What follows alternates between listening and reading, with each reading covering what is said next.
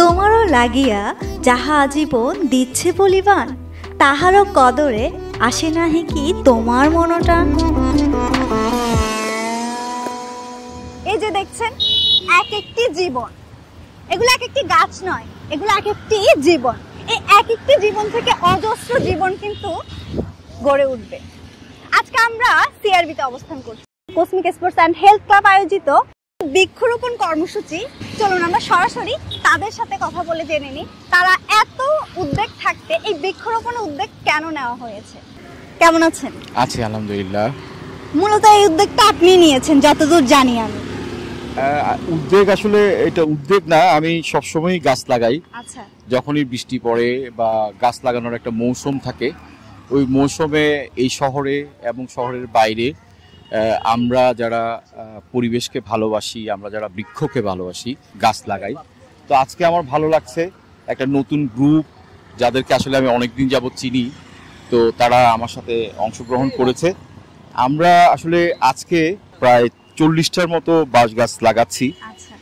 ওই পাশে আমাদের একটা আসলে বাঁশ বাগানের মতো আছে। তো এই পুরো এরিয়াটা আমরা আসলে বাঁশ বন করার একটা প্ল্যান আমাদের আছে। মূলত হচ্ছে সিআরবিতে এক সাইডে একটা বাঁশ বন করার পরিকল্পনা রয়েছে এবং এই পাশে এবং ওই রাস্তার অপর পাশেও আর একটা আমাদের এইখান থেকে আমরা কিছু বাঁশ লাগিয়ে দিচ্ছি এবং ওখানে আমাদের আগে লাগানো প্রায় 50টি বাঁশ রয়েছে। গাছের বিষয়ে বলবো সবাইকে যে আপনারা আপনাদের প্রতি যার যেদিন জন্মদিন, সেই জন্মদিনে আপনারা একটা একটা করে গাছ লাগান। আপনারা কেক না কেটে গাছ লাগান এবং আপনার বয়সের সাথে সাথে সেটা দেশীয় গাছ হতে হবে, কোনো বিদেশি গাছ নয়। এই সিআরবির গাছ দেখেই তো আমরা অনুপ্রাণিত হচ্ছি। যুগ যুগ ধরে, প্রায় 100 বছর ধরে এই গাছগুলো আমাদেরকে ছায়া দিয়ে যাচ্ছে, খুব সুন্দর একটা মনোরম পরিবেশ দিয়ে যাচ্ছে। সেক্ষেত্রে স্যার যেটা বললেন যে আপনারা প্রত্যেকটা আপনার জন্মদিনের ক্ষেত্রে অবশ্যই গাছ লাগাবেন, কারণ এক একটা গাছ আপনার এক একটা জন্মদিনকে আরো বেশি স্মৃতিমধুর করে তুলবে।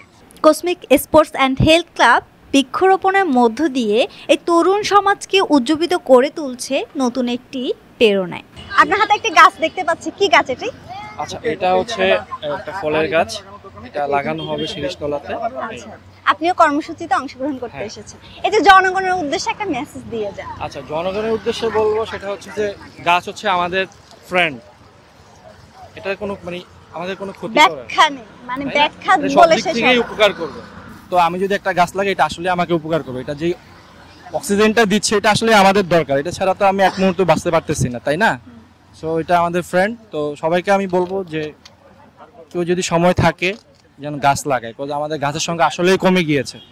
গ্লোবাল ওয়ার্মিং এর যে রিজনটা এটা মনে সবাই মনে জানে, এই কারণে লো লিং কান্ট্রি যেগুলো এগুলো সব ডুবে গেছে, ওয়ার্মিংটা বেড়ে গেছে। তো আমরা যদি গাছটা একটু বেশি করে লাগাই তাহলে এই প্রবলেমটা একটু রিডিউস হবে আশা করা যায়। আজকে দেখছি এই যে বৃক্ষরোপণ, বৃক্ষের সাথে বৃষ্টির কিন্তু অনেক সুন্দর একটা সম্পর্ক, কারণ বৃষ্টির পানি ছাড়া কিন্তু গাছ বাঁচে না।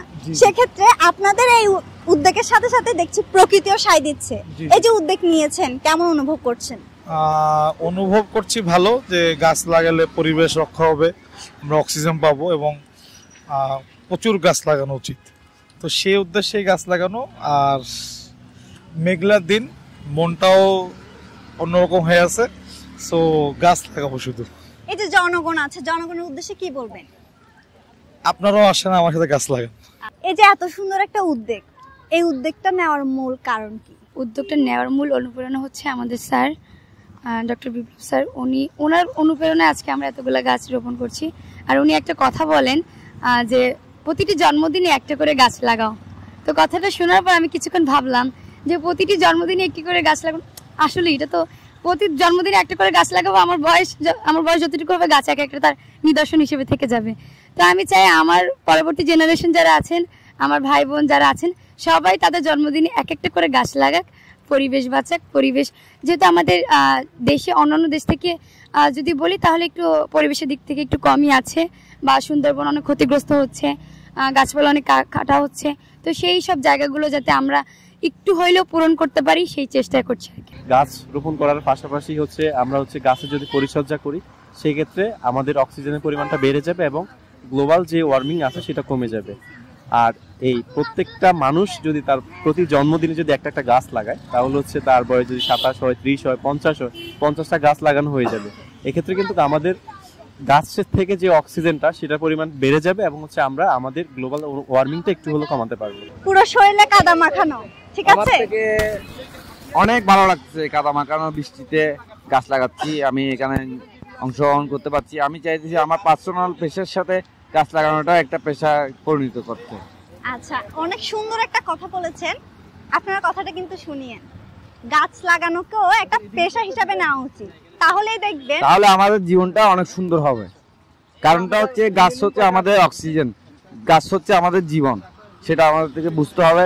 কিন্তু যারা বুঝতেছে না তাদেরকেও বুঝিয়ে দিতে হবে, সেটা আমাদের দায়িত্ব, সেটা আমাদের কর্তব্যের মধ্যে পড়ে।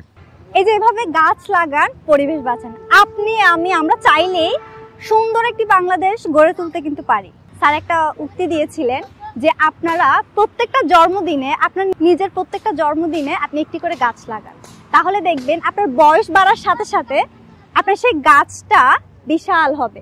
শুধু তাই নয়, এক একটা গাছ আপনার সেই স্মৃতি চারণ করবে, আপনার মনে পড়বে যে আমার এই জন্মদিনে আমি এই গাছটা লাগিয়েছিলাম। আসলে এই ধরনের কার্যক্রমগুলো দেখতেও ভালো লাগে, অংশগ্রহণ করলে তো আরো বেশি ভালো লাগে। তাহলে আপনি বসে আছেন কেন? আপনিও নিজ উদ্যোগে একটা টিম গঠন করুন, এই ধরনের সুন্দর কার্যক্রমগুলোতে আপনিও নেমে পড়ুন। আজকে এই পর্যন্ত, সবাই ভালো থাকবেন, সুস্থ থাকবেন। আমি নুরাফিন বিদায় নিচ্ছি। আল্লাহ হাফেজ।